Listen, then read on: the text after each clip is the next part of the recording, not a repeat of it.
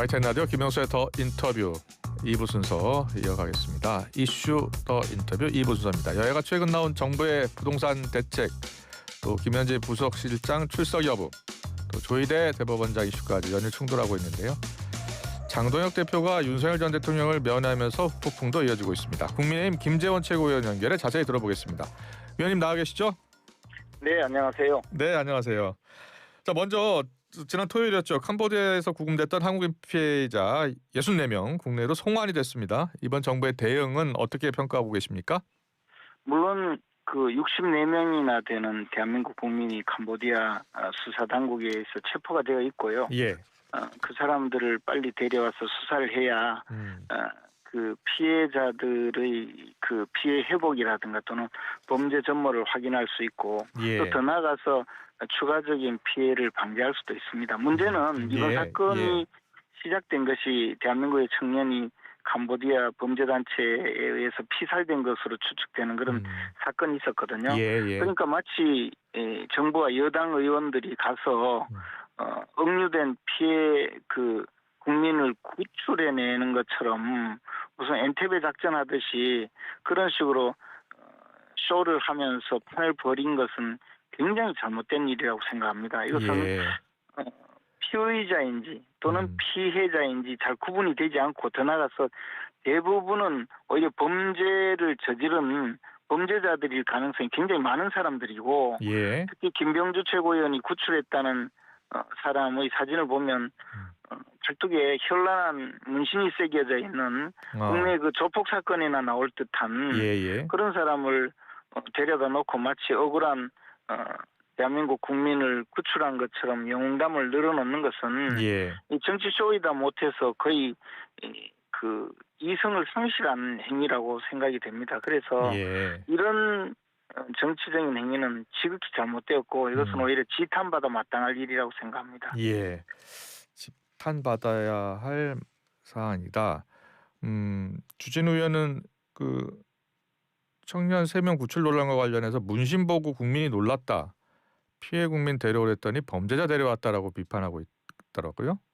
그래서 예. 그 부분에 대해서 물론 그분도 그 속아서 캄보디아에 갔고 자신의 의사와에 반해서 범죄 행위에 연루가 되었을 가능성도 없지 않습니다. 그러나 우리 형법에서 말하는 이른바 원인에서 자유로운 행위라는 즉 자신의 의사와 전혀 무관하게 범죄의 도구로 활용되었다면 모를까. 그렇지 않고 자신도 범죄 행위에 가담하는 사실을 알고 가서 가담했지만 당초에 자신의 의도와는 좀 다르게 행동했다. 이 정도라면 역시 범죄자입니다. 그런 사람은 국내에 많은 피해자가 있을 수밖에 없고 더 나아가서 그 범죄 행위는 마땅히 그 처벌을 받아야 하는데 마치 자신이 무슨 범죄 피해자를 구출한 양 그 영웅담을 늘어놓는 행위는 아연실색하지 않을 수 없었습니다. 김병주 최고위원의 사과를 요구합니다. 예. 자, 정치권 이슈 또 짚어보겠습니다. 국민의힘 장동혁 대표가 지난 17일 오전에 윤 전 대통령을 면회했어요. 우선 최고위원께서는 알고 계셨나요? 저는 사실 사후에 언론 보도를 보고 알았습니다. 아, 그래요? 예. 이번 면회가 적절했다고 보시나요? 어떻게 생각하세요? 저는 그 전당대회 기간 중에 대표 후보이던 장동혁 대표께서 그 빠른 시일 내에 윤석열 전 대통령을 면회하겠다고 공개적으로 약속을 했고 뭐 그 약속을 지키는 과정이라고 생각을 하고 있습니다. 그래서 이번 면회가 있기 전부터 뭐 장동혁 대표께서 그 개인적인 약속을 지키는 것은 지극히 당연하고 마땅한 일이라고 이미 그 생각을 해왔고 또 그렇게 말씀드렸습니다. 아, 그래요? 예. 네. 경선 때 약속을 했으니까 약속을 지키는 것이 당연하다, 마땅하다라는 생각이시라고요? 네. 예. 당내에서는 정성구 의원 같은 경우에는 당을 나락으로 지금 빠뜨리고 있는 건 아니냐, 책임져야 한다. 사실상 공개 사퇴 요구를 하고 나섰거든요. 어떻게 생각하세요? 뭐 실제 이런 그 장동혁 대표께서 김민수 최고위원과 그 개인적으로 그 윤석열 전 대통령을 면회를 했다고 해서 그것이 과연 당을 나락으로 빠뜨리는 것인지에 대해서 예. 생각이 다른 분들도 많이 있을 수밖에 없습니다. 음. 특히 그동안 지지자들 중에는 또 장동혁 대표께서 약속을 지키지 않는다고 비판하는 분들도 엄연히 계셨거든요. 예. 그렇기 때문에 이 부분에 대해서 그렇게 심각하게 주장을 하는 것은 저는 동의하지 않습니다. 예. 민주당에서는 장 대표의 면허를 아주 강하게 비판하고 있습니다. 야수꾼이 신사 참배와 다를 바 없다. 김병기 원내대표가 비판하고 있는데 어떻게 생각하세요? 민주당 사람들은 꼭 이런 일이 벌어지면 일본에 빗대는데요. 예. 민주당의 그 이재명 대통령부터 시작해서 민주당 많은 의원들은 뇌물 혐의로 재판을 받고 있는 문재인 전 대통령을 찾아가서 마치 예. 무슨 부모님한테 머리 조아리듯이 찾아가곤 하지 않습니까? 예. 뭐 그것을 자신들은 그런 범죄 혐의를 받고 있는 전직 대통령을 찾아가서 오히려 찬양하고 있으면서 그 인권 탄압의 의혹이 제기되고 있고 현재 또 여러 가지 고초를 겪고 있는 윤석열 전 대통령을 개인적인 자격으로 면회를 갔다고 해서 그것을 문제 삼는 것을 특히 문제를 삼으면서 무슨 야수꾼이 신사참배라는 식의 주장을 하는 것은 천부당 만부당한 일이라고 생각합니다. 네, 김병기 원내대표가 대선 불복을 넘어서 제2의 내란 선동이다. 어떻게 내란 옹호하는 분이 어떻게 공당 대표 자리를 지킬 수 있냐라고 또 비판하기도 했네요. 내란이 성립되는가 여부에 대해서도 예. 뭐 여러 가지 논의가 있지만 어쨌든 그 개인 자격으로 또 개인 윤석열 전 대통령을 면회한 것이 예. 무슨 내란 선동이니 내란 동조니 뭐 이런 주장을 하는 것 자체가 저는 맞지 않는 주장이라고 생각합니다. 예. 계속해서 다른 이슈 좀 짚어보겠습니다. 국민의힘 법사위 소속 의원들이 추미애 김현지 방지법을 발의하고 예고를 했어요. 김현지 방지법은 뭐예요? 우리 이제 고위공직자들 중에서 특히 1급 이상 공무원들은 예. 재산을 공개하게 하고 있습니다. 또 4급 이상 공직자는 재산을 등록해서 재산 등록 이후에 변경 사항까지 등록을 하게 하고 있는데요. 예. 1급 이상 공직자라면 사실 공직자로서는 최고위 직책에 올라 있고 국가적으로 아주 중대한 그 업무를 집행하는 분인데요. 이런 분들이 국민의 감독 내지 견제 또는 검증을 받지 않는다면 이분들이 하는 업무 수행이 과연 제대로 그 국민을 위한 업무인가라는 생각을 가질 수밖에 없습니다. 그런데 대부분의 공직자들은 예. 이미 공직의 그 입직 과정을 통해서 검증을 받고 또 조직 내에서 검증을 다 받습니다. 그런데 일부 임명직 그 정무직 정치적으로 임명되는 일부 그 사람들이 이른바 듣도 보도 못한 사람들이 근본도 없이 임명이 되어서 막중한 업무를 수행할 때 과연 이분들이 제대로 공적인 업무를 수행하느냐에 대해서 의구심을 가질 수도 있거든요. 특히 예. 대표적으로 바로 이 김현지 제1부속실장 같은 분인데요. 이분은 사실 그동안에 어느 날 갑자기 자신의 출생지, 학력, 경력 등에 대한 모든 내용을 공개하지 않고 또 인정하지도 않고 있으면서 지금 대한민국에서 가장 중요한 일을 수행하고 있는 것으로 추정이 되고 있거든요. 예. 오죽하면 만사현통이라는 말을 하겠습니까? 모든 일이 다 김현지로 통한다는 의미 아니겠습니까? 그런데 이분의 인적 사항이 공개되지 않는다라고 해서 김현지와 같이 1급 이상 공직에 공모하고 있는 그런 공직자에 대해서는 재산 등록뿐만 아니라 기초적인 인적 사항 즉 숙명, 학력, 경력 예. 그리고 가족관계라든가 이런 중요한 검증 관련된 사안을 공개하도록 하는 법률입니다. 예, 민주당 김병기 원내대표는 타당한 이유가 없으면 안 나오는 것이다라고 이야기를 해서 사실상 나오지 않는 쪽으로 이야기를 하고 있는데 만약에 나오지 않는다면 국민의힘에서는 어떻게 대응할 생각이에요? 이것은 국민들의 감독과 견제가 필요한 사안입니다. 지금 국회를 일당 독재 방식으로 운영하고 있는 민주당이 무슨 이유를 대더라도 김현지 비서관은 김현지 부속실장은 국회에 나오지 않도록 철벽 방어를 하리라고 예상을 하고 있습니다. 이것은 단순히 김현지 한 사람의 문제가 아니라 결국은 이재명 대통령과 관련되어 있는 사람이기 때문이라고 보여집니다.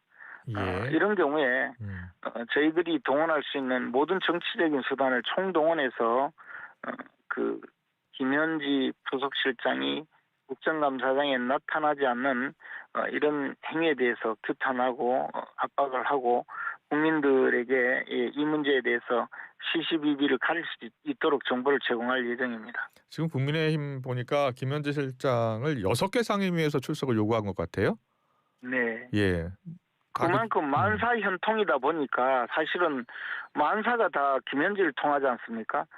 국회 모든 상임위원회에서 불러서 물어볼 만큼 많은 쟁점이 있겠지만 그나마 중요한 쟁점이 있는 상임위에서 한정해서 증인 신청을 한 것이라고 보여집니다. 그런데 민주당은 무슨 운영위를 제외 나머지 상임위에서 부르는 건 과도하다 이런 주장을 하지만 정작 운영위에서만 부른다고 해서 나오겠습니까? 이것은 민주당이 지금 흉흉한 소문이 있는 이 김현지 실장을 오로지 결사옹위하기 위해서 저런 억지 주장을 하고 있는 것으로 보여집니다. 국민의힘이 지금 최근 강하게 비판하고 있는 사안 가운데 하나가 정부의 11호 부동산 대책인데요. 규제지역 대폭 확대하고 대출은 더 조이는 대책입니다. 어떻게 생각하세요? 사실 부동산 정책, 특히 그 아파트 내지 주택 정책은 좀 일반적인 수요 공급 원리와는 조금 차이가 있을 수가 있습니다. 예, 왜냐하면 그 주택을 구매하려는 분들은 수요가 한정되어 있습니다. 한 개인이 집을 세 채, 네 채에서 거주하기는 좀 어렵거든요. 그래서 어떤 사람이 집을 그 주택을 매입한다고 하더라도 실거주 목적과 돈 투자 목적 이렇게 구분을 해서 그 투자 목적이라고 해서 규제를 한다고 해도 그 사람은 결국 투자를 해도 시장에 그 주택을 다른 사람의 임대용으로 내놓게 되거든요. 그러면 투자 목적도 그 공급을 확대하는 그런 효과가 있습니다. 그런데 지금 이 정부 내지 소위 좌파 정권들이 들어서면 항상 주택 가격이 오르면 수요를 억제해서 주택을 구매하지 못하도록 주택을 사지 못하도록 자금줄을 압박하고 돈줄을 막고 그리고 아예 법적인 장치를 동원해서 거래 자체를 금지하는 이런 방식을 동원해 왔습니다. 그러면 하루 이틀 정도는 거래가 얼어붙어서 가격이 그 안정될 수도 있겠지만 결국 공급이 되지 않으면 누군가는 주택에 들어가서 또 살아야 하고 그 주택이 필요한 분들은 임대를 하든 어떤 방식으로든 주택의 그 수요가 있기 때문에 결국에는 공급이 확대되지 않고는 이 주택 가격이 안정화되지 않습니다. 그런데 지금 뭐 정부 여당에서 주택 공급을 확대하겠다고 말은 하지만 한 번도 그런 가시적인 성과 있는 그런 정책을 내놓지 않고 이렇게 대출 억제하고 거래를 막아서 허가제를 동원하고 하는 것은 사회주의 정책이자 주택 거래만 막아서 결국은 실수요자를 옥죄는 그런 정책이 될 수밖에 없습니다. 더더욱이 선진국에서는 주택 그 담보대출의 경우에는 거의 100% 내지는 110%까지 대출을 해서 이사 비용까지 대출을 받도록 하고 있습니다. 이것은 이제 갚을 능력이 있느냐 없느냐 그것을 금융기관에서 확인해서 실수요자에게 대출을 하도록 하고 주택 거래를 도와주는 것인데 우리 정부는 오히려 금융기관에서 해야 될 일을 정부가 1차적으로 규제를 해서 막아버림으로써 사실 돈이 없는 사람은 주택을 구입하지 못하게 돈이 없으면서 갚을 여력이 충분한 사람에게는 주택을 구매하지 못하게 해서 도리어 역차별이 일어나고 궁극적으로는 현금 부자만 주택을 사모을 수 있도록 만든 그런 악법 중의 악법이라고 생각합니다. 예. 지금 여당에서는 공급 대책 외에도 보유세 인상 카드를 만지작 그리고 있습니다. 구윤철 장관도 어, 보유세를 올려야 되지 않느냐라는 취지로 이야기를 하고 있어요. 국민의힘에서는 보유세 인상 카드에 대해서 어떤 생각이십니까? 지금 보유세도 적지 않다고 봅니다. 왜냐하면 보유세는 순수하게 전 국민이 그 자신의 그 주택을 소유함으로 해서 예. 징벌적으로 보유세를 올린다는 것 자체가 징벌적으로 세금을 거두겠다는 그런 의미에 더하지 않거든요. 그럼에도 불구하고 보유세를 인상하면 그렇다면 다주택자가 주택을 매도할 것이라 이런 그 단순 논리인데요. 예.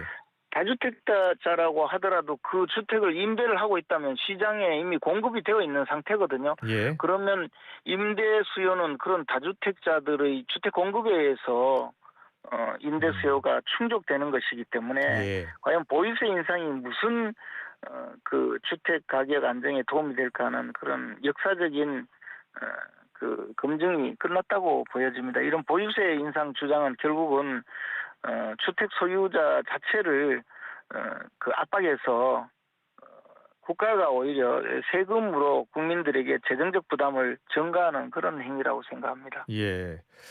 지금 여당에서는요, 집값이 폭등한 게 윤석열 정부와 오세훈 시장 탓이다. 공급을 외면했고 또 오세훈 시장은 토지거래 허가제를 해제하면서 집값이 급등했다라고 주장하고 있습니다. 어떻게 생각하세요? 적어도 윤석열 정권 또는 그 앞에 박근혜 정권, 이명박 정권 때는 주택 가격이 안정되었고요. 그 앞의 노무현 정권, 문재인 정권 때는 주택 가격이 급상승을 해서 국민들에게 막대한 그 재산적 피해를 주고 심정적인 박탈감을 안겨줬거든요. 예. 이제 또 이재명 정권이 바로 그런 사이클에 들어간 것 아닌가 생각합니다. 예. 그러면서 주택 가격을 안정화시킨 윤석열 정권 탓을 하는데 예. 그 정도 능력이라면 차라리 이 정권을 내주는 것이 낫겠죠. 예. 이번 부동산 대책을 놓고서 여러 이야기들이 나오는데 여야 의원들이 이 규제 지역의 아파트를 많이들 갖고 있나 봐요. 한 60% 정도 갖고 있다는 조사도 있고요. 어떻게 네. 생각하세요? 그렇습니다. 그런 분들이 거기 대고 무슨 집을 빚내서 집 사는 게 맞느냐 이런 듣도 보도 못한 헛소리를 하는데요. 대한민국 국민 대부분이 대출을 끼고 주택을 구입합니다. 그리고 나서 평생 그 대출금을 갚아 나가면서 자신의 그 주택을 소유하는 이런 구조가 있는데 좀 기득권층에 있고 권력과 부를 차지하고 있는 이 여권 인사들이 언제 그랬냐는 듯이 마치 대출을 끼고 주택을 구입하는 사람들을 비난하는 이런 행태를 보이는데 거기에 대고 더 나아가서 과거에도 그랬고 지금도 그렇고 현 여권 인사들은 특히 뭐 강남 3구에 그 주택을 소유하면서 남을 비난해온 그런 역사가 있습니다. 이분들은 사실 주택 정책을 그 담당해서는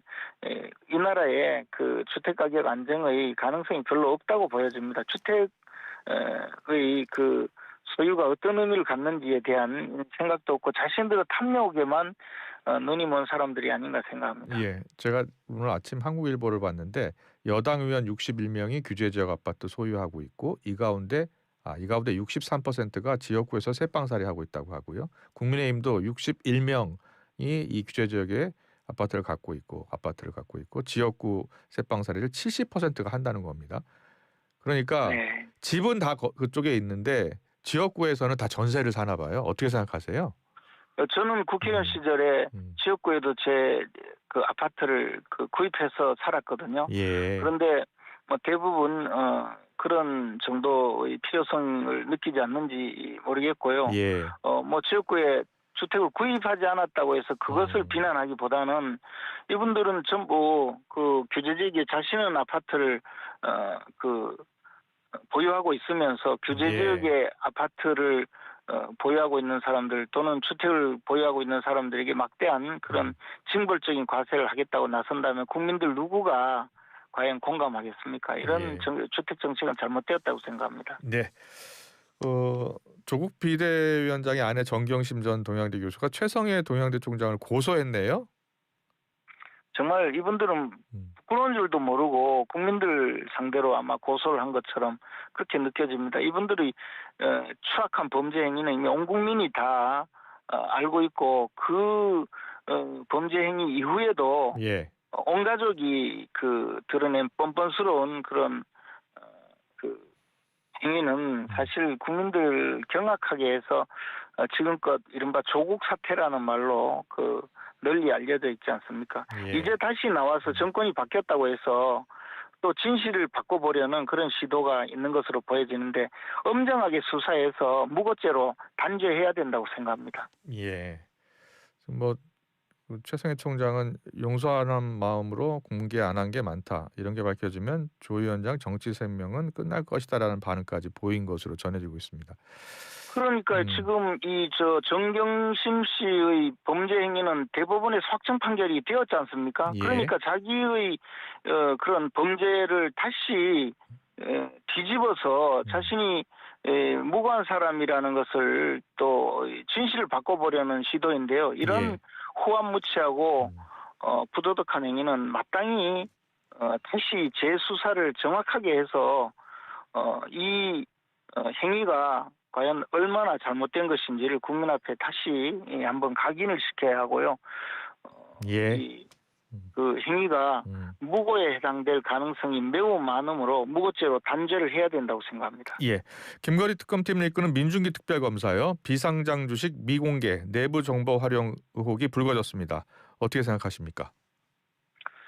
저는 사정으로 보면 민중기 특검은 대전고 그리고 서울대 동기 동창인 오모 씨, 네오세미테크 대표 오모 씨와 통모해서 내부자 정보를 통해서 주식 거래를 하고 약 4천여 명에게 6천억의 손해를 끼친 이 주가 조작 사건에 함께 가담한 것이 아닌가라고 강한 의심이 듭니다. 예. 이것은 지금까지 밝혀진 사실관계로 봐서 거의 명백한 사실이 아닌가 생각이 듭니다. 주식을 매입한 시점과 그리고 주식을 매도한 시점 이것이 거의 명확해지고 있는데요. 특히 주식을 팔아버린 시점이 바로 네오세미테크 대표 오모 씨의 매각 시점과 거의 일치하거든요. 또한 이 오 씨는 언론에서 밝혀진 바에 따르면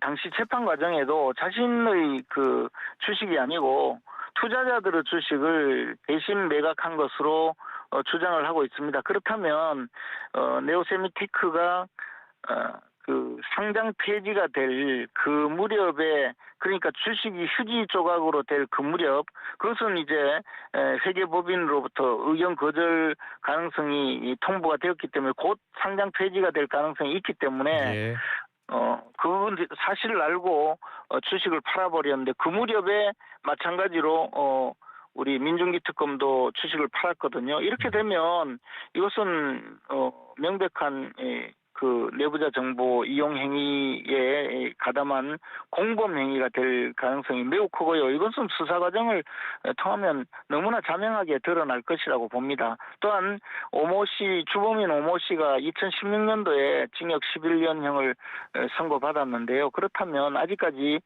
공범의 공소시효가 남아있기 때문에 민중기 특검은 지금 특별검사로서 수사를 할 것이 아니고 검찰 수사를 받아야 된다고 봅니다. 검찰은 지금 조만간 이제 수사권이 박탈될 그런 기관인데요. 왜 수사권을 박탈해야 되는지 또는 왜 수사권을 계속 보유해야 되는지 이번 민중기 특검의 이 네오세미테크 주가 조작 행위의 가담 여부를 수사함으로써 드러낼 수 있는 기회라고 봅니다. 만약에 검찰이 민중기 특검을 구속 수사하지 않고 이대로 방치한다면 검찰은 마땅히 앞으로 수사권을 박탈해야 되는 기관이 맞습니다. 그러나 검찰이 이런 경우에 민중기 특검을 제대로 수사해서 구속 기소를 한다면 검찰은 계속 수사권을 가져야 된다고 온 국민들이 인정해 줄 겁니다. 저는 검찰이 이런 때 권력 앞에서 먼저 드러누워 버리는 이 행위 때문에 수사권은 박탈당하는 그런 운명에 놓여지지 않는가 생각합니다. 저는 검찰이 하루빨리 민중기 특검을 수사해서 구속해야 한다고 생각하고 있습니다. 네, 알겠습니다. 잘 들었습니다. 이슈 더 인터뷰 김재원 국민의힘 최고위원과 함께했습니다. 고맙습니다. 고맙습니다.